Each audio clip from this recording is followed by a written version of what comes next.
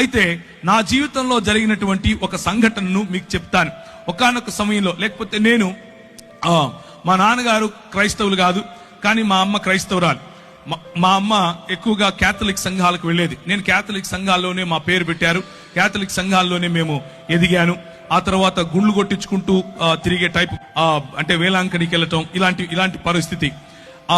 నేను చిన్నతనంలోనే తల్లిని విడిచి హాస్టల్కి వెళ్ళిపోవటం, అక్కడ ఉండటం.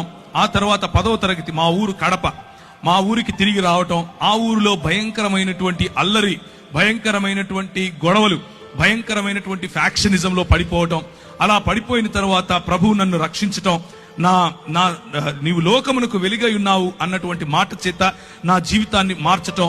ఒకానొక సమయంలో మరి కోల్పోయినటువంటి సంబంధాల కారణంగా నేను దుఃఖిస్తూ ఉన్న సమయంలో ఒక వ్యక్తి నన్ను సంఘానికి తీసుకుని వెళ్ళటం, లేకపోతే ఒక యూత్ మీటింగ్ కి తీసుకుని వెళ్ళటం. అక్కడ నేను ప్రభువును తెలుసుకోవటం, నీవు లోకానికి వెలుగై ఉన్నావు అన్న విషయాన్ని ఆయన గుర్తు చేసి ఆయన నా జీవితంలో రక్షణ సువార్తను, నా జీవితంలో దేవుని రాజ్య సువార్తను ఆయన నాటినప్పుడు నా జీవితం మారిపోయింది.